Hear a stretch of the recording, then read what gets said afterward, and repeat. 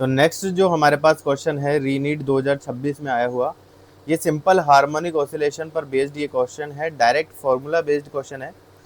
Formula हमें यहाँ पर पता होना चाहिए, बाकी जो इसका सॉल्यूशन है बड़ा इजी तरीके से हो जाएगा।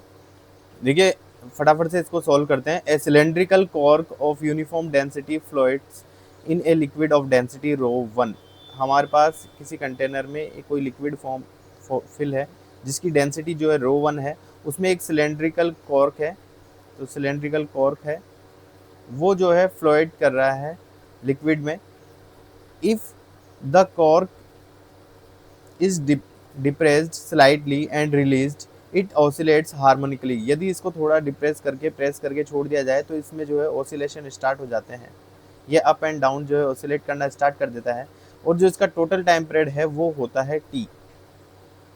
आगे की कंडीशन है इफ द सेम कॉर्क फ्लोइड्स, अगर कॉर्क को सेम रखा जाए in another liquid of density rho 2, और उसको किसी दूसरे लिक्विड में जिसकी डेंसिटी जो है रो 2 हो, उसके अंदर सेम सिंपल हार्मोनिक ऑसिलेशन कराया जाए तो इसका टोटल टाइम पीरियड जो है यहाँ आ जाता है 2t के बराबर। तो जो है हमें रो 2 और रो 1 की जो रेशियो है वो फाइंड आउट करना है, यानी डेंसिटी का जो रेशियो वो फाइंड आउट करना है।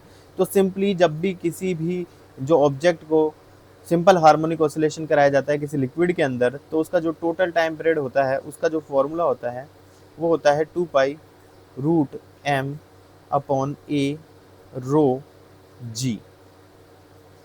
ये फॉर्मूला अगर आपको ध्यान है डेंसिटी के साथ रिलेशन दिखाता है।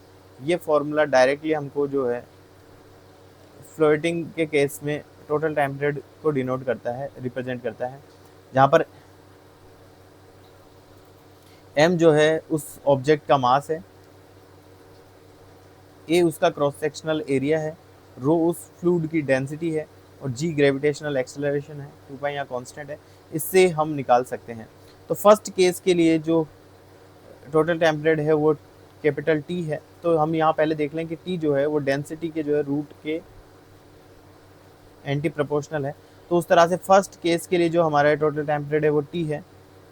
सेकंड केस के लिए जो टोटल टाइम पीरियड है वो T2T है।